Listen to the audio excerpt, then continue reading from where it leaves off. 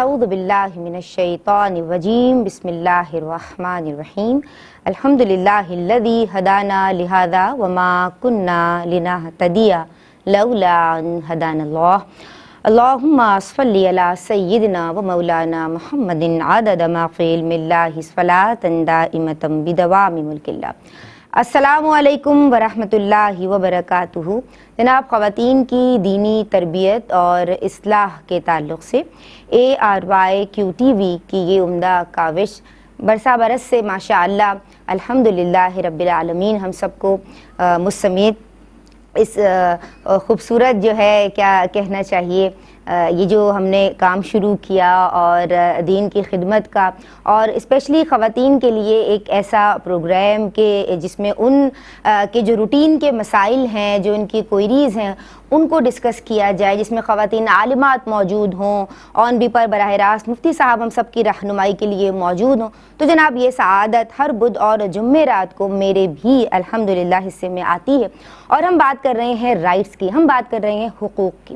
ہمارا دین الحمدللہ حقوق کی بات کرتا ہے، ویسے تو دیگر پلیٹ فارمز پہ بھی حقوق کی بات ہوتی ہے، لیکن ہمارے دین نے 1400 برس سے قبل ہی حقوق کی بات کی، اور صرف جاندار اشیاء کے حقوق کی بات نہیں کی بلکہ بے جان چیزوں کے حقوق کی بھی بات کی۔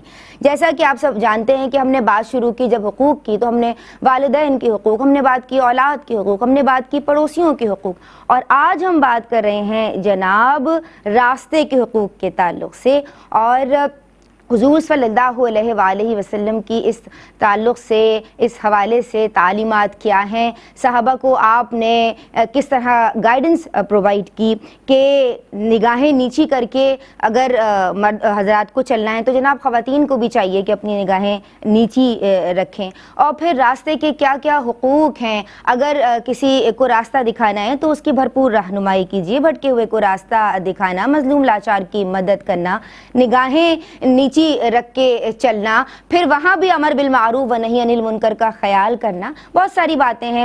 آج ہمارے پروگرام کا عنوان ہے، موضوع ہے، یعنی اہل اسلام پہ راستے کے بھی حقوق ہیں، اور آج سیکھنے سمجھنے کی ہم سب کوشش کر رہے ہیں۔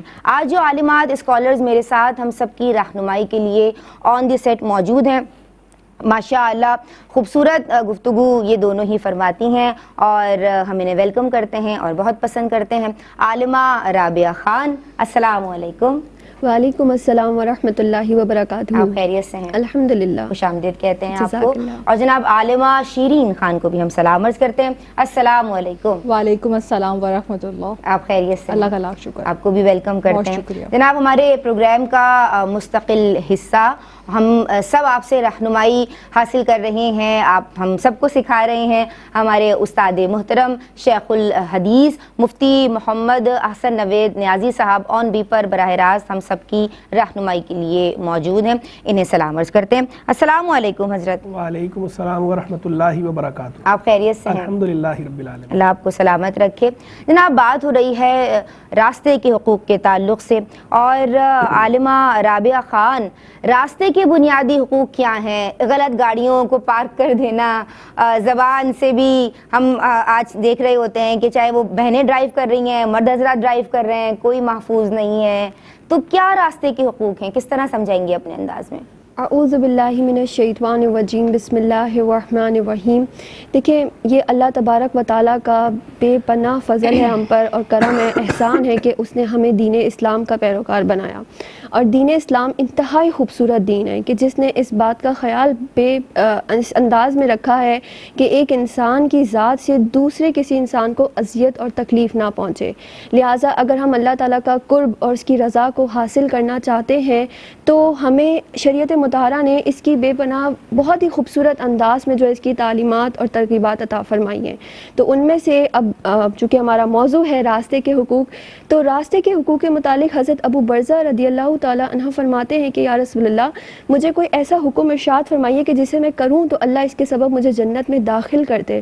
تو نبی کریم نے فرمایا کہ راستے میں سے کوئی تکلیف دے، کوئی ایسی چیز دیکھو کہ جو لوگوں کے لیے اذیت کا باعث بن رہی ہو تو اسے دور کر دو۔ اسی طرح ہمیں بے شمار شمار احادیث دیکھنے کو ملتی ہیں اور اس میں جو ہمیں بنیادی حقوق حاصل ہیں کہ ہم پہ کیا حقوق ہیں راستے کے، تو اس کو اگر ہم سمرائز کریں تو سب سے پہلے جو ایک چیز ہے کہ وہ آپ خود اپنی آنکھوں سے، زبان سے، ہاتھ سے کسی کے لیے بھی باعث اذیت نہ بنے، چاہے وہ جان بوجھ کر ہو چاہے وہ انجانے میں، یعنی کہ بھرپور کوشش کریں کہ جان بوجھ کے تو بالکل بھی نہیں، اور یہ کوشش کریں کہ جان بوجھ کے تو بالکل بھی نہیں، اور اگر غلطی سے بھی ہو گیا ہے، جیسے کہ گاڑیوں کا آپ نے ذکر کیا یا بائک چلا رہے ہیں، کوئی اچانک سے آگے آ گیا، غلطی سے ایک غلطی بھی ہو جاتی ہے انسان سے کہ دھیان کہیں اور ہے، تو اگر غلطی سے بھی ایسا سرزد ہو جائے تو بجائے اس کے معاملات کو طول دیا جائے، لڑا جھگڑا جائے، یہاں پہ دیکھا گیا کہ اگر غلطی سے ٹکر بھی ہو گئی تو دونوں ایسے مل کر کھڑے ہو کے لڑ رہے ہوتے ہیں کہ جیسے اس دن لڑنے سے بڑا امپورٹنٹ کام اور کوئی نہیں ہے،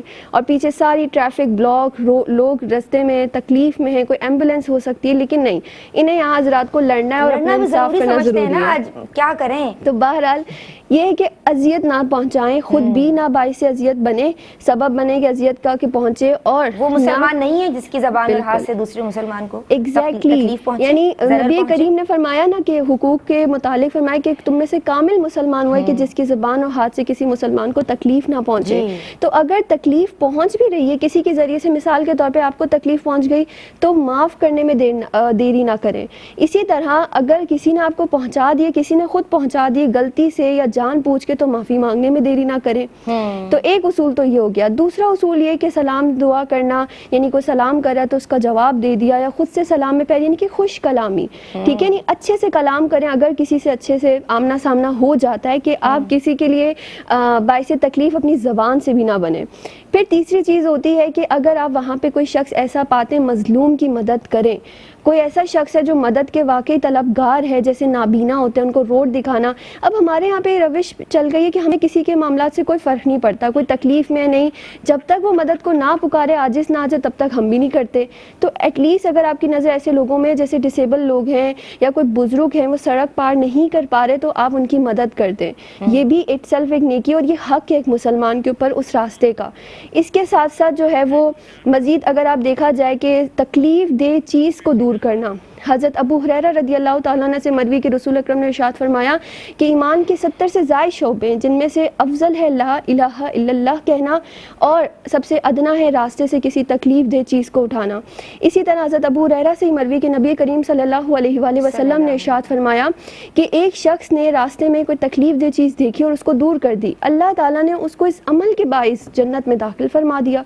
تو یعنی کہ ہمیں اتنی روایات ملتی ہیں کہ اگر ہم اس کا نچوڑ نکالیں تو وہ یہ ہے کہ آپ نہ خود کسی کو اذیت دیں، نہ کسی کی اذیت کا سبب بنیں۔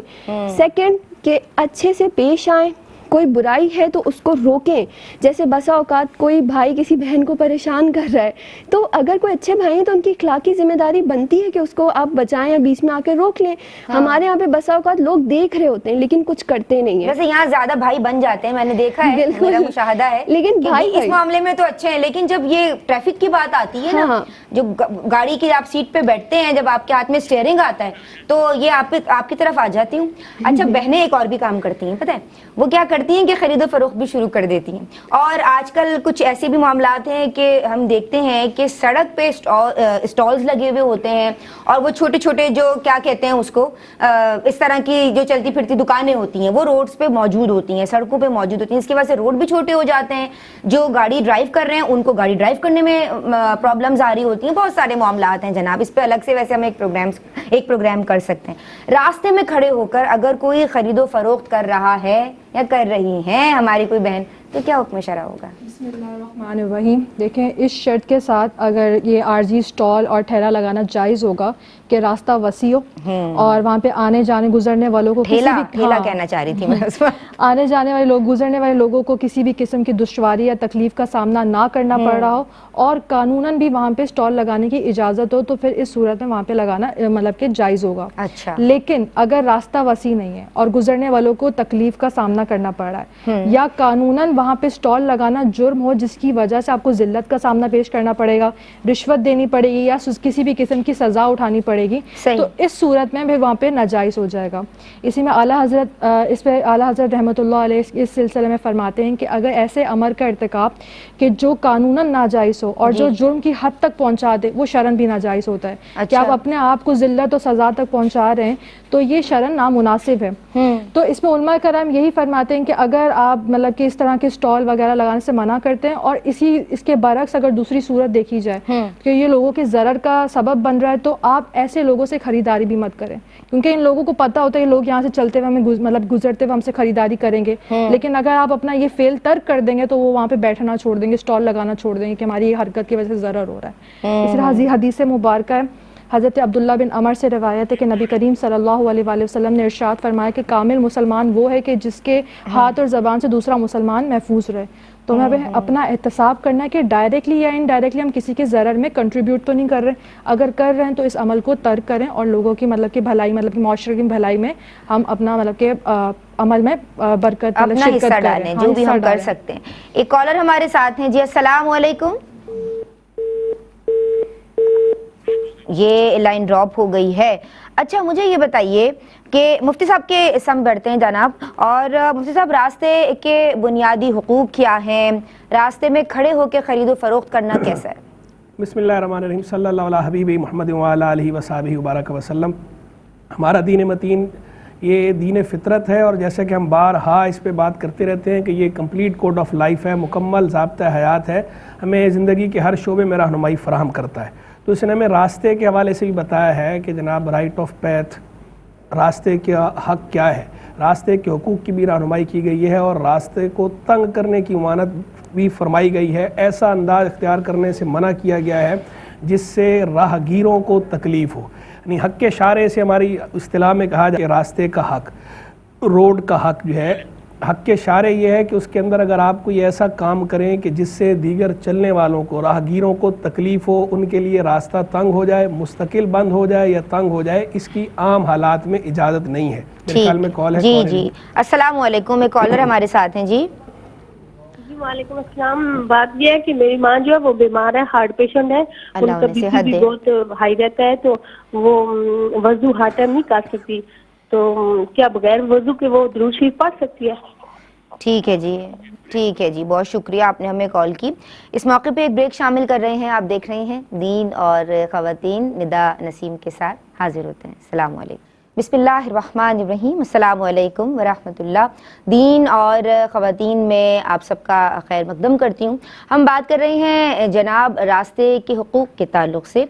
हमारे साथ आपकी पसंदीदा आलिमात ऑन द सेट मौजूद हैं, और ऑन बी पर बराह रास्त मुफ्ती मोहम्मद अहसन नवेद नियाज़ी साहब हमारी रहनुमाई फरमा रहे हैं। जी हज़रत, ब्रेक से कबल आप हमें रास्ते के हुकूक के ताल्लुक़ से समझा रहे थे। तो मैं गुजारिश कर रहा था कि रास्ते के भी हुकूक बाकायदा मुतय्यन फरमाए गए हैं, और रास्ते के हुकूक में से एक हक़ तो ये है कि रास्ते को तंग नहीं करना चाहिए। अच्छा। राहगीरों के लिए, क्योंकि वो सबका हक़ है, हक़ के इशारे कहलाता है। हक़ के मरूर जो है वो मुतासिर नहीं होना चाहिए। चलने का हक़ जो है, क्योंकि जो आम रास्ते हैं वो रास्ते सब के लिए हैं, उस रास्ते को बंद करने की इजाज़त भी नहीं। आम हालात में आप बंद नहीं कर सकते, बैरियर नहीं लगा सकते, आप ये नहीं कर सकते कि जनाब हम इस रास्ते को बंद कर दें। आम रास्ते को आप आवाम के लिए बंद नहीं कर सकते अपनी मर्ज़ी से। अच्छा।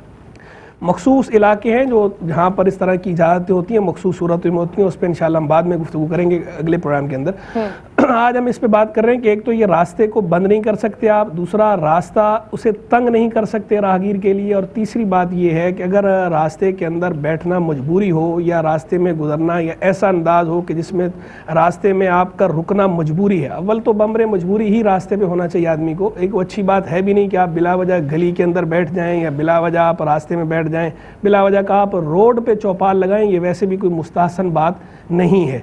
रास्ते, रोड, गलियां ये बैठने के लिए या चौपाल लगाने के लिए नहीं होती। लेकिन अगर बैठना मजबूरी हो या बंदा बैठा हो किसी ज़रूरत के पेश नज़र, तो इस सूरत में निगाहों को नीची रखने का हुक्म है। मर्द भी अपनी निगाहें नीची रखें, ख़वातीन भी अपनी निगाहें नीची रखें। मर्दों को बतौर ख़ास ये हुक्म है कि वो निगाहें नीची रखें और किसी को कोई तकलीफ़ ना पहुँचाएँ, और जो गुज़रने वाले हैं वो सलाम करें। एक दूसरे को सलाम करना, सलाम का जवाब देना یہ بھی اسلام کے حقوق میں سے ہے، یہ کرنا چاہیے. لیکن ظاہری بات ہے وہ جو محرم غیر محرم کی احتیاطیں ہم پہلے بتاتے رہتے ہیں اور سلام کے بارے میں پورا مستقل پروگرام بھی ہو چکا ہے، وہ احتیاطیں اپنی جگہ ملحوظ رکھی جائیں گی. ان احتیاطوں کو ملحوظ رکھتے ہوئے سلام کے جو بقیہ احکام ہیں ان کے مطابق یہ ساری چیزیں راستے کے حقوق میں سے، اور باقاعدہ خود احادیث کریمہ میں یہ حقوق بیان ہوئے ہیں. اور حضور جان عالم علیہ السلام کے زمانے میں بھی یہ رواج تھا کہ بعض اوقات لوگ جو ہے وہ اس طرح بیٹھ جاتے تھے باہر، تو آپ نے انہیں منع فرمایا تھا ایاکم بالطرقات کہ تم بچو راستے میں بیٹھنے سے. تو بعض لوگوں نے بتایا کہ حضور ہماری مجبوری ہے، ہم مجبوری سے بیٹھتے ہیں کہ ہمارے پاس اور جگہ نہیں ہے کہ جہاں ہم اس طرح بآسانی بیٹھ کے بات کر سکیں، تو ہم صرف بیٹھ کر ہمیں کچھ بات چیت کرنی ہوتی ہے تو ہم صرف بیٹھتے ہیں. اس پر آپ علیہ السلام نے پھر انہیں فرمایا تھا کہ ٹھیک ہے، اس صورت میں پھر تم راستے کا حق ادا کرو. اور راستے کا حق آگے یہ ارشاد فرمایا تھا کہ نظروں کو جھکانا، آنکھیں نیچی رکھنا اور لوگوں کو سلام کرنا یا سلام کا جواب دینا، یہ حقوق سرکار علیہ السلام نے خود حدیث مبارک میں ارشاد فرمائے ہیں. تو ان حقوق کی رعایت کرنا بھی ضروری ہے. اسی طرح راستے کو تکلیف دینا، یعنی راستے کو تکلیف دینے سے مراد یہ ہے کہ بلا وجہ آپ نے گلی جو ہے اسے کھود ڈالا، یا آپ نے مجبوری سے یا ضرورت سے کھودا لیکن اس کے بعد آپ نے اسے فل اپ نہیں کیا پراپر. جیسے بعض اوقات لوگ سیوریج کے لیے کھودتے ہیں، کھود کے پھر ایسے ہی چھوڑ دیتے ہیں. اب وہ ٹریفک بھی متاثر ہوتا ہے، لوگوں کو بھی تکلیف ہوتی ہے، گرد و غبار بھی، اور پھر بالخصوص جن لوگوں کو ڈسٹ الرجی ہوتی ہے ان کو بھی جو ہے وہ اس سے بہت زیادہ تکلیف ہوتی ہے. اور اس وقت تو بدقسمتی سے ہمارے شہر کی حالت سب کے سامنے ہی ہے. جو لوگ بھی باہر ٹریول کرتے ہیں انہیں اس کا پتہ ہی ہے کہ اس وقت سارا شہر کیا ہوا پڑا ہے، اس کی حالت کیا ہے، بالکل کس طرح کھدا پڑا ہے اور کوئی پرسان حال نہیں ہے. تو ہر کسی کو اپنی اپنی ذمہ داری سمجھنی چاہیے. جس کی جو ریسپانسبلٹی ہے، جو ذمہ داری ہے، وہ اپنی اپنی جگہ ادا کرے گا تو انشاءاللہ جو ہے وہ خیر ہوگی اور کسی قسم کی تکلیف کسی کو بھی نہیں ہوگی. تو ہر بندہ اپنے اپنے فرائض ادا کرنا شروع کر دے، اپنی اپنی ڈیوٹیز ادا کرنا شروع کر دے تو انشاءاللہ سب کے حقوق خود بخود ہی ادا ہوتے چلے جائیں گے، اور ہمارا شہر اور پھر ہمارا ملک، پھر ہمارا پورا معاشرہ یہ امن اور شانتی کا گہوارہ بن جائے گا انشاءاللہ. ایک کالر ہمارے ساتھ ہیں جی. السلام علیکم. وعلیکم السلام ورحمۃ اللہ وبرکاتہ. جی بہن کیا میں فرزانہ کراچی سے بات کر رہی ہوں. جی فرزانہ خوش آمدید کہتے ہیں بہن، کیا سوال کرنا چاہتی ہیں؟ ہاں تو میرا سوال یہ ہے کہ جو مخصوص ایام ہوتے ہیں اس میں ہم درود پاک یا قرآن پاک کا کچھ حصہ یا اللہ تعالیٰ کا ذکر و اذکار جو ہے یہ ہم کر سکتے ہیں یا نہیں کر سکتے؟ قرآن پاک کا کچھ حصہ. دوسرا میرا سوال یہ ہے کہ اگر کسی کا خاوند سخت مزاج ہو اور وہ ہر بات پہ گالیاں دیں، بہت زیادہ اور غلط قسم کی گالیاں دیں، تو اگر وہ بیوی اس کو برداشت کرتی ہے ان کے اس رویے کو، تو کیا اس کے لیے کوئی اجر و ثواب ہے کہ نہیں ہے؟ ٹھیک ہے بہن فرزانہ، آپ نے ہمیں کال کی اور اللہ سب کو ہدایت دے. اور مفتی صاحب ہمارے ساتھ ہیں. سب آپ کی بات مکمل ہو گئی؟ جی ٹھیک ہے، میں آپ کی سمجھاؤں گی عالمات اور میری سب بہنوں کے لیے میری پوری ٹیم کی جانب سے، مفتی صاحب کی جانب سے، عالمات کی جانب سے بہت ساری دعائیں. اللہ آپ سب کو اپنے گھروں میں خوش رکھے، آباد رکھے. مجھے یہ بتائیے کہ کسی ذاتی یا نجی تقریب کے باعث اگر سڑک کو بندی کر دیا جائے، جناب دونوں جانب سے آپ نے لگا دی، قناتیں لگا دی، آپ نے ٹینٹ لگا دیے، اب وہاں سے اگر کسی کو گزرنا ہے تو اس کے لیے کتنا ضرر کا باعث ہے؟ بسم اللہ الرحمن الرحیم. دیکھیں اس پہلو کو سمجھنے کے لیے سب سے پہلے یہ بات سمجھیں کہ دو طرح کے امور ہوتے ہیں کہ ایک تو اجازت شرعہ ہوتی ہے یا غیر ارادی طور پہ آپ کسی کے لیے باعث تکلیف بن رہے ہو. جی ٹھیک ہے. اور دوسرا امور یہ ہوتا ہے کہ اللہ تبارک و تعالیٰ اور اس کے رسول کی احکام کی خلاف ورزی کے ذریعے، اور آپ مطلب کہ وہی ظاہر سی بات ہے جان بوجھ کے گناہ وہ کام کر رہے ہو جس سے منع کیا، آپ باعث تکلیف بن رہے ہو. تو اگر تو آپ اجازت شرعہ سے کوئی عمل کر رہے ہیں جہاں پہ شریعت کی اجازت ہے، یا آپ کا ارادہ نہیں تھا کسی کو تکلیف دینے کا، چاہے وہ جسمانی ہو، مالی ہو یا روحانی ہو، لیکن پھر بھی آپ باعث تکلیف بن گئے، یعنی اپنی طرف سے تو بھرپور کوشش کی لیکن پھر بھی تکلیف کا سبب بن گئے، تو اس میں شرعی طور پہ کوئی گرفت کا پہلو نہیں ہوتا. لیکن اگر آپ نے اللہ اور اس کے رسول کی خلاف ورزی کی، یعنی کہ جان بوجھ کے اذیت و تکلیف دیا، وہ کام کیا جس سے منع کیا گیا تھا، اور پھر آپ اذیت کا جسمانی، روحانی یا جو ہے وہ مالی اذیت کا سبب بنے، تو اس میں گرفت ہوتی ہے. اب آپ اس جواب کو اس روشنی میں سمجھیں تو کتنا آسان ہو گیا سمجھنا کہ اگر آپ نے راستہ بند کیا کسی بھی محفل کے لیے، نجی تقریب کے لیے، تو اول بات ہے کہ وہاں پہ وہ الاؤڈ تھا یا نہیں تھا. یعنی جس طرح آپ کے محلے کی گلی ہے، بسا اوقات ہمارے یہاں پہ دیکھا گیا ہے کہ اب ٹریفک اتنا ہوتا ہے کہ لوگ بسا اوقات کیا اب تو نارمل بن گیا ہے کہ وہ روڈ کو استعمال کرنے کے بجائے گلیوں کو استعمال کر رہے ہوتے ہیں، جبکہ وہ ضرورت نہیں ہے، نہ ہی وہ گلیاں ان کے استعمال کے لیے بنائی جاتی ہیں، لیکن وہ ٹریفک سے بچنے کے لیے، وقت کو بچانے کے لیے شارٹ کٹ کے ذریعے اب گزرتے ہیں۔ اب ایسی صورت میں اگر روڈ بند بھی کیا جاتا ہے تو ظاہر سی بات ہے اب جنہوں نے بند کیا ہے تو وہ روڈ تو بنایا پھر بھی گزرنے کے لیے تو نہیں تھا، اب لوگ استعمال کر رہے تھے، تو اس صورت میں وہ گناہگار نہیں ہوں گے۔ لیکن یہ دیکھا جائے کہ تھوڑا سا وہ اخلاقی طور پر یا انسانیت کے ناطے وہ ایسا ضرور کر دیں کہ کوئی وہ لگا دیں، بینر لگا دیں یا کوئی بورڈ لگا دیں کہ بھئی راستہ بند ہے، تاکہ لوگ اس راستے کے اندر داخل ہی نہ ہوں، تاکہ ان کو ریورس کر کے جانا پڑے، فاصلے پہ لگائیں نا، ہاں، تاکہ وہ انٹر ہونے سے پہلے، داخل ہونے سے پہلے پڑھ لیا جائے۔ ایگزیکٹلی، کہ اگر لوگ اس راستے میں داخل ہی نہیں ہوں گے تو انہیں پھر مڑ کر جانا نہیں پڑے گا، ٹریفک جس سے بلاک نہیں ہوگا، تو صرف ان کے پہلے سے ہی اطلاع دے دینے کے باعث کہ یہ راستہ بند ہے، کتنے لوگ ہر جو نقصان سے بچ جائیں گے۔ ٹھیک ہے، اب یہ تو وہ ہو گیا کہ جہاں پہ بنتا ہی نہیں کام لے لیا جائے اور صبر سے برداشت، اور اگر فار ایگزامپل راستہ بند بھی کریں، اب ایک ہوتا ہے گلی محلوں والوں کو بھی تکلیف ہوتی ہے تو پہلے سے انفارم کر دیں کہ یہ راستہ بند ہے، جیسا بینر کے ذریعے جو بورڈ لگاتے ہیں، یہ بہت آسان طریقہ کہ دور سے دیکھنے والا سمجھ جاتا ہے راستہ بند ہے، وہ اس راستے پہ آتا ہی نہیں ہے اور اذیت کا سامان بنتا ہی نہیں ہے۔ ایک بات یہ، دوسری بات کہ اگر اس راستے کو بند کرنا بھی پڑ رہا ہے اور کوئی آلٹرنیٹ وے ہے تو لوگوں کو ایروز کے ذریعے گائیڈ کر دیں کہ یہاں سے یہ آلٹرنیٹ وے اس راستے کا یہ ہے، تو یہ بھی بہترین ہو جائے گا کہ وہ راستہ اگر مثال کے طور پہ لوگ کوئی خوشی سے تو گلی استعمال نہیں کر رہے ہوتے، مجبوراً ہی کر رہے ہوتے ہیں، اب یہ تو نہیں کہیں گے کہ لوگ آئے ہی کیوں، ہر گھر والا نکل کر بولے یہاں پہ کوئی نہ آئے، ایسا تو نہیں ہو سکتا نا، لیکن اب یہ کریں کہ ان کو کوئی اور آلٹرنیٹ راستہ بھی پرووائڈ کر دیں۔ اب یہاں پر ہے کہ اگر شریعت نے یا قانونی طور پہ وہ الاؤڈ نہیں ہے، جیسے مین روڈ ہے اسی کو بلاک کر دیا، مطلب کہ مین روڈ کو بلاک کر کے لوگ بیٹھ گئے، کوئی یہ کر رہے ہیں اور کوئی آلٹرنیٹ بھی فراہم نہیں کیا اور قانون بھی وہاں پہ اجازت نہیں دے رہا، اس کے ساتھ ساتھ جو ہے وہ آپ یہ دیکھیں کہ بسا اوقات ہالز وغیرہ کے لیے راستہ دیا ہوا ہوتا ہے لیکن پھر بھی گاڑیاں غلط پارک کر دیں، تو پھر اس صورت میں اب آپ دیکھیں گے کام جان پوچھ کے کر رہے ہیں، آپ کی تھوڑی سی سستی، غفلت اور کوتاہی کے باعث آپ کتنا گناہ کما رہے ہیں کہ لوگوں کو گزرنے میں نقصان، پھر خدا نہ خواستہ جب راستہ تنگ ہوتا ہے تو ٹریفک جام، چاہے وہ کوئی اچھا ہی پروگرام کیوں نہ ہو، کوئی اچھی محفل ہی کیوں نہ ہو۔ بالکل، تو اگر آپ ان باتوں کا خیال رکھیں گے تو پھر انشاءاللہ اللہ کی رحمت سے کبھی امید ہے کہ آپ اللہ تعالیٰ کی رضا کے حصول بھی حاصل کر پائیں گے اور وہ ممکن بنا پائیں گے اور مخلوق کو اذیت دینے سے بھی خود کو بچا پائیں گے۔ اللہ تعالیٰ ہم سب کو ہدایت دے اور اس شر سے بچائے، آمین ثم آمین، کہ ہماری ذات سے کسی کو ضرر نہ پہنچے، تکلیف نہ پہنچے۔ ٹھیک ہے، اب انہوں نے ایک بندہ کرسی رکھ کے بٹھا دیا اور گلی تو بلاک کر دی ہے لیکن وہ گائیڈ کر رہا ہے، ٹھیک ہے، ایروز کے تھرو یا ویسے ہی انہوں نے اعلان کروا دیا یا کوئی بینر لگا دیا فاصلے پہ، تو یہ تو معاملہ حل ہو گیا۔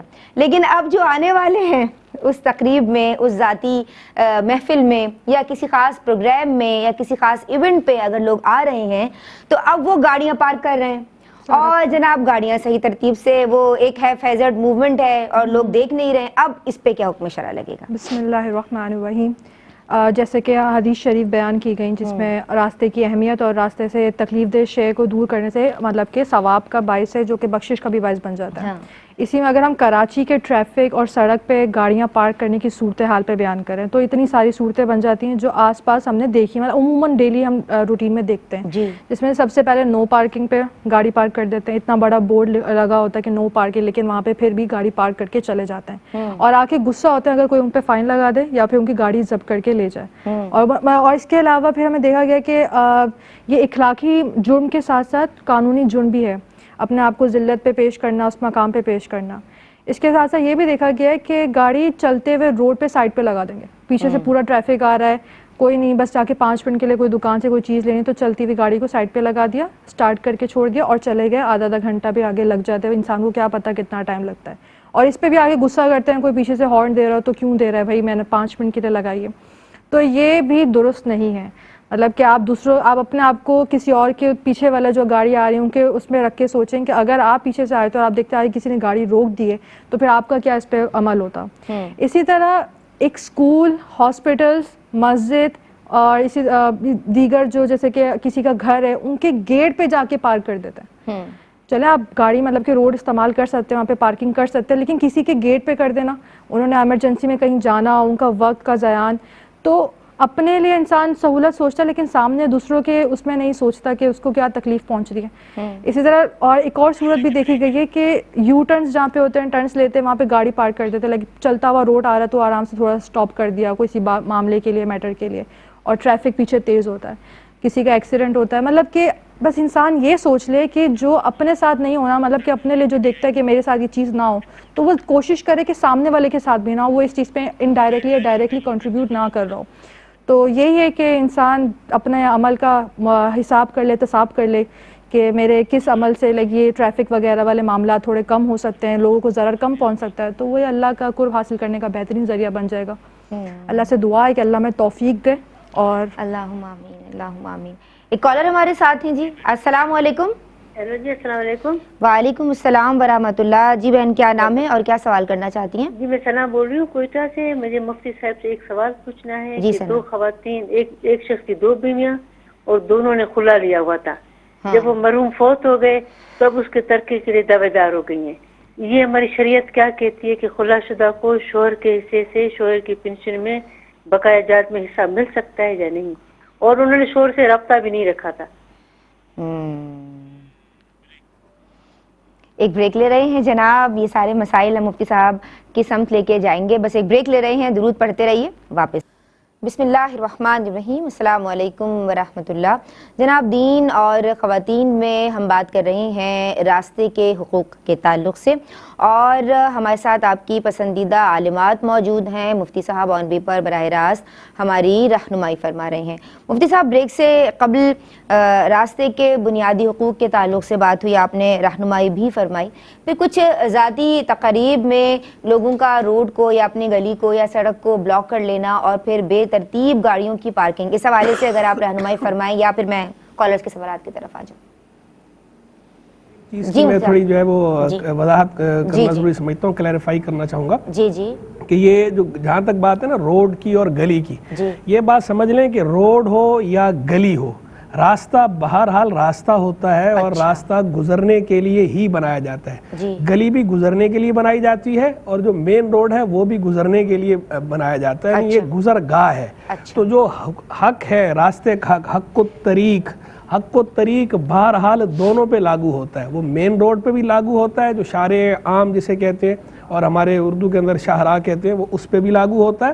اور یہ جو ہمارے گھروں کے باہر جو گلیاں ہوتی ہیں یہ بھی راستہ ہے, یہ بھی طریق ہے, اس پر بھی حق و طریق کا اطلاق ہوتا ہے.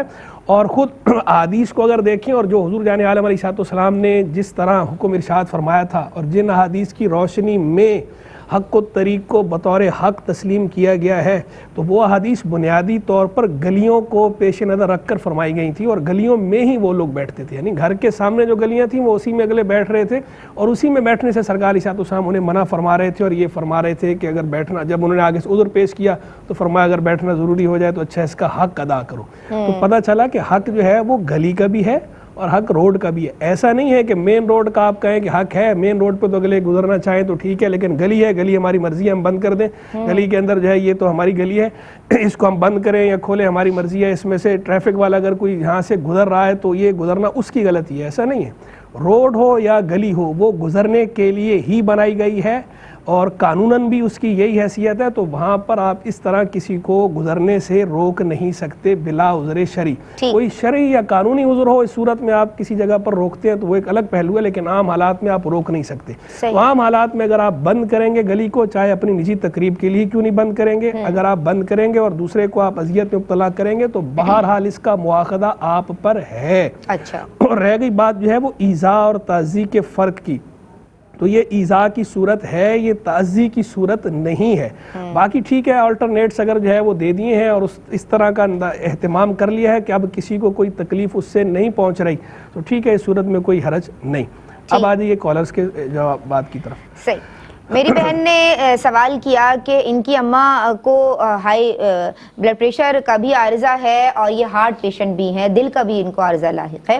وضو وہ ہر وقت نہیں بنا سکتی ہیں, نہیں کر سکتی ہیں, بغیر وضو کے درود شریف پڑھ سکتی ہیں؟ میں سوال ہے تو ایک سوال ہمارا پہلے سے بھی جو ہے وہ پینڈنگ میں ہے. ایک بہن نے سوال پوچھا تھا ایک مخصوص درود شریف کے بارے میں. اچھا ہاں جی پچھلے پروگرام کے اندر تو وہ ہم اس کا جواب نہیں دے پائے تھے, تو پہلے اس کا جواب دے دیتا ہوں تاکہ جو ہے وہ ہمارا وہ جواب بھی کلیئر ہو جائے, اس کے بعد پھر اس پہ بھی گفتگو کرتا ہوں. وہ انہوں نے ایک درود شریف کے بارے میں بہن نے یہ پوچھا تھا کہ ایک مخصوص درود شریف ہے جزا اللہ عنا محمدن بما ہوا اہلہ. یہ درود شریف میں پڑھا کرتی تھی. اب مجھے کسی نے یہ بتایا کہ جناب اس درود شریف کے بارے میں جو حدیث ہے وہ حدیث ضعیف ہے. تو اب میں کیا کروں, اب میں ایسے پڑھنا چھوڑ دوں یا پڑھتی رہوں؟ تو دیکھیں پہلے تو یہ بات سمجھ لیں کہ ایک قاعدے کی اور اصول کی بات سمجھ لیں قطع نظر حدیث کے. پہلے میں اس بات کی طرف آتا ہوں کہ نفس درود شریف کی جو حیثیت ہے وہ مسلم ہے. آپ اس درود شریف کے الفاظ میں پہلے غور کریں کہ اس کے الفاظ میں کوئی ایسا لفظ ہے جس کا کوئی معنی یا مفہوم شریعت کے کسی اصول کے یا کسی حکم کے خلاف ہو. اس کا مطلب کیا ہے؟ جزا اللہ عنا محمدن بما ہوا اہل. اس کا معنی یہ ہے کہ اے اللہ ہمارے نبی محمد صلی اللہ علیہ وسلم کو جزا عطا فرما ایسی جس کے وہ اہل ہیں, یعنی ان کے لائق انہیں جزا عطا فرما ہماری طرف سے. اب یہ ایک دعا ہے اور اس کے اندر کوئی ایسا لفظ موجود نہیں کہ جس لفظ سے شریعت نے منع کیا ہو, نہ کوئی اس کا معنی مفہوم ایسا ہے کہ جس سے ہمیں شریعت نے منع کیا ہو. ہے یہ درود شریف, اور درود شریف کے بارے میں جو مطلق حکم ارشاد فرمایا گیا ہے اس میں کسی سیغے کی کوئی قید نہیں لگائی گئی, کوئی ہمیں پابند نہیں کیا گیا کہ صرف اسی سیغے کے ساتھ یا اسی لفظ کے ساتھ ہی درود شریف بھیجنا ہے. تو اب ہم ہر اس سیغے کے ساتھ درود شریف پڑھ سکتے ہیں کہ جو شریعت کے کسی حکم کے منافی نہ ہو. تو یہ درود شریف شریعت کے کسی حکم کے منافی نہیں ہے, اسے پڑھا جا سکتا ہے. یعنی حدیث شریف اس کے بارے میں الگ سے موجود ہو یا نہ ہو اسے ہم پڑھ سکتے ہیں. ایک بات ہو گئی. اب دوسری بات کی طرف آ جائیں فضیلت کی کہ انہوں نے کہا کہ جناب اس کی جو فضیلت کے بارے میں حدیث ہے وہ حدیث ضعیف ہے. تو یہاں بھی پہلے ایک بات یہ سمجھ لیں کہ ایک ہے کسی مخصوص فضیلت کے لیے درود شریف پڑھنا, اور ایک ہے اسی لیے درود شریف پڑھنا کہ میں درود شریف پڑھوں گا یا پڑھوں گی یا پڑھتا ہوں یا پڑھتی ہوں اس لیے کہ اس سے اللہ تبارک و تعالی خوش ہوتا ہے, اس سے اللہ کے محبوب علیہ الصلوۃ والسلام خوش ہوتے ہیں, اور اللہ کے نبی کا یہ مجھ پر حق ہے کہ میں ان کے لیے درود شریف پڑھوں. اگر آپ اس نیت سے پڑھتی ہیں آپ کا اجر پکا ہے, چاہے اس مخصوص درود شریف کے بارے میں کوئی روایت ضعیف ہو یا صحیح ہو, اس کا آپ کی اس نیت پہ کوئی اثر نہیں پڑے گا. آپ کو اس نیت سے پڑھے ہوئے درود شریف کا اجر بہرحال ملے گا اور بہت اچھا اجر ملے گا. اور میں کہتا ہوں اس سے بڑی نیت ہی کیا ہوگی؟ اللہ رسول کی رضا سے بڑھ کر کیا چیز ہے؟ تو اصل چیز تو اللہ اور اللہ کے رسول علیہ الصلوۃ والسلام کی رضا ہے. جو بھی بندہ کام کرے اللہ رسول کی رضا کے لیے, ہم اگر جو ہے جی بالکل اگر جو ہے ہم اللہ رسول کی رضا کے لیے درود شریف پڑھ رہے ہیں تو اس کے لیے موجود الگ سے حدیث صحیح ہو یا ضعیف ہو اس سے کوئی فرق نہیں پڑتا. یہ درود شریف اگر آپ اللہ رسول کی رضا کے لیے پڑھتی ہیں پڑھتی رہیے, آپ کو اس کا اجر ملے گا. اب آ جائیے خاص اس حدیث شریف کی طرف جو اس کی فضیلت کے بارے میں اور جس کے ذوف کے حوالے سے وہ بات تھی جو انہوں نے بہن نے سوال بھی پوچھا تھا. حدیث شریف اس کے بارے میں اصل میں کتب میں یہ لکھی ہوئی ہے کہ جس نے اس طرح یہ کلمات کہے جزا اللہ عنا محمدن بما ہوا اہل, تو اس نے ابا 70 کاتبا الف صبا, اس نے 70 فرشتوں کو, ثواب لکھنے والے فرشتوں کو, لکھنے والوں کو تھکا دیا 1000 صبحوں تک. یعنی اس کا اتنا اجر ہے کہ 1000 صبحوں تک اگر لکھتے رہے 70 فرشتے وہ تھک جائیں گے, اس کا اجر پوری طرح نہیں لکھ پائیں گے. یہ روایت ہے. اچھا یہ حدیث ہے ضعیف, اس میں کوئی کلام نہیں کہ یہ ضعیف ہے, لیکن اس حدیث کے متعدد شواہد موجود ہیں, اور محدثین کا ویسے بھی یہ اصول ہے کہ جب شواہد آ جائیں تو اس صورت میں حدیث ضعیف جو ہے وہ قوی ہو جاتی ہے, تو اس میں قوت آ جاتی ہے. اور ویسے بھی فضائل کی جہاں تک بات ہے تو فضائل کے اندر ضعیف حدیث بھی قابل قبول ہوتی ہے. بعض محدثین کے نزدیک مخصوص شروط کے ساتھ, اور بعض جو ہے وہ بغیر شرط کے بھی قبول کرتے ہیں. تو لہذا چونکہ درود شریف کے بارے میں اور اللہ کی رحمت سے کوئی بعید نہیں درود شریف کی اہمیت کو دیکھتے ہوئے کہ یہ روایت درست ہو, یعنی ضعیف ہونا اپنی جگہ پر لیکن شواہد سے تقویت مل رہی ہے. اور ایک میں اس کے بارے میں خواب بھی بیان کر دیتا ہوں. علامہ یوسف بن اسماعیل نبھانی رحمہ اللہ نے اپنی کتاب میں لکھا, وہ کہتے ہیں مجھے ایک نیک آدمی تھے محمد وحید آفندی صابونی حلبی, انہوں نے ایک دفعہ یہ بات بتائی اور میں نے ان سے سن کر یہ لکھی. انہوں نے اپنا واقعہ بتایا کہ میں 10 سال سے یہ روایت سنی ہوئی تھی اور مجھے اس کے بارے میں شک تھا کہ یار اتنے چھوٹے سے عمل کا اتنا بڑا اجر. تو ایک رات میں نے سونے سے پہلے یہ نیت کی کہ کل میں اٹھوں گا تو علماء سے اس کے بارے میں ضرور پوچھوں گا. کہتے ہیں میں نے رات کو جب سویا تو حضور جان عالم صلی اللہ تعالی علیہ وسلم کی زیارت سے فیض یاب ہوا, زیارت کا شرف حاصل ہوا, اس حال میں کہ سرکار علیہ السلام نے سفید امام مبارک سر پہ سجایا ہوا تھا اور جبہ مبارک آپ کا سیاہ تھا, سیاہ رنگ کا جبہ پہنا ہوا تھا. میں نے حضور سے پوچھا یا رسول اللہ انتا قلتا ھذا الحدیث کی, کیا آپ نے یہ حدیث فرمائی ہے, یہ الفاظ فرمائے ہیں؟ اور آگے میں نے یہ ذکر کی. تو سرکار علیہ السلام نے اپنے سینہ اقدس پہ ہاتھ رکھ کے فرمایا نعم انا قلتہ, ہاں میں نے یہ بات کہی ہے. اب علامہ نبہانی نے اس کو اس میں ذکر کیا ہے. تو اب میں خواب کو یہاں بطور دلیل پیش نہیں کر رہا, صرف تائید کے طور پر لا رہا ہوں کہ اس سے آپ اچھی امید لے سکتے ہیں, نیک فعل آپ اس سے لے سکتے ہیں. ایک تو حدیث ضعیف ہونے کے باوجود اس کے شواہد آ گئے, شواہد نے آ کے اس کو کبھی کر دیا. پھر ایک نیک صالح بندے کا وہ خواب جس میں اس نے حضور جان عالم علیہ الصلوۃ والسلام کی زیارت کی اور سرکار کے اپنے یہ الفاظ. اور یہ تو بات تو طے ہے کہ حدیث کے اندر فرمایا گیا نا کہ جس نے حضور کو حضور نے فرمایا جس نے مجھے دیکھا اس نے مجھے ہی دیکھا, کہ شیطان میری صورت اختیار نہیں کر سکتا. تو لہذا جو ہے وہ یہ درود شریف کو آپ پڑھ رہی ہیں بالکل بے جھجک, وداؤٹ اینی ہیزیٹیشن آپ پڑھتی رہیں, اس کا اجر انشاءاللہ آپ کو ملے گا. ماشاءاللہ, اور ہم بڑے خوش نصیب ہیں کہ ہمارے پروگرام میں آپ جیسا انسائکلوپیڈیا موجود ہے. اچھا حضرت یہ بتائیے کہ تو میں اگلا وہ بغیر وضو والا جو ہے وہ جو سوال تھا وہ اس میں بغیر وضو کے, ویسے تو اچھی بات یہ ہے کہ وضو کے ساتھ ہی درود شریف پڑھنا چاہیے, کوئی بھی عبادت تو وضو کے ساتھ کریں تو اچھی بات ہے, ادب کے زیادہ قریب یہی ہے. لیکن اگر آپ بے وضو بھی درود شریف پڑھتی ہیں تو یہ جائز ہے. درود شریف پڑھنے کے لیے الگ سے اسپیشل وضو کرنا یہ لازم نہیں ہے, اس کے بغیر بھی آپ پڑھ سکتی ہیں. اور بہرحال درود شریف تو خیر جس حالت میں بھی پڑھا جائے خیر خیر اور خیر ہی ہے. ٹھیک ہے جی. مخصوص ایام میں درود پاک پڑھنا, قرآن پاک کا کچھ حصہ پڑھنا, ذکر اذکار کرنا. جی مخصوص ایام میں بھی جو ہے وہ درود پاک پڑھا جا سکتا ہے. میں نے اسی لیے جو ہے وہ پچھلا جملہ کہہ دیا تھا تاکہ یہ بات بھی اس کے اندر آ ہی جائے کہ کسی بھی حالت میں درود شریف جو ہے وہ پڑھا جا سکتا ہے. خیر خیر خیر ہی ہے. اور جہاں تک قرآن پاک کی بات ہے تو قرآن پاک وہ آیات کے جن کے اندر دعا کا مفہوم ہو, ثنا کا, اللہ کی تعظیم کا مفہوم ہو, تو وہ ورد کے لیے وظیفے کے طور پر دعا کی نیت سے پڑھ سکتی ہیں, ادروائز نہیں پڑھ سکتی. بہت سارے سوالات رہ گئے ہیں, انشاءاللہ میری کوشش ہوگی کہ میں کل شامل کروں. مفتی صاحب آپ کا بہت شکریہ, اور عالمات میں آپ دونوں کا شکریہ ادا کرنا چاہتی ہوں. آج بھی بہت اچھی اور بڑی اصلاحی باتیں سوچنے اور سمجھنے کی ضرورت ہے ہم سب کو, آپ دونوں کی جانب سے بھی رہی ہیں. جناب راستے کے بہت حقوق ہوتے ہیں, اور انشاءاللہ جناب کل اسی موضوع کو آگے بڑھائیں گے. دیگر سوالات بھی میرے پاس موجود ہیں, اور کالرز کے سوالات بھی ہم کل انشاءاللہ اگر اللہ نے چاہا زندگی رہی تو شامل کریں گے. آج کے لیے بس اتنا ہی. ہم سب کو اپنی دعاؤں میں یاد رکھیے گا. السلام علیکم ورحمۃ اللہ. السلام علیکم ناظرین. دینی معلومات اور احکامات پہ مبنی پروگرامز دیکھنے کے لیے ہمارے چینل ARYQTV کو سبسکرائب کیجیے, اور ہاں بیل آئیکن کو دبانا مت بھولیے گا تاکہ آپ کے پسندیدہ پروگرامز مس نہ ہوں.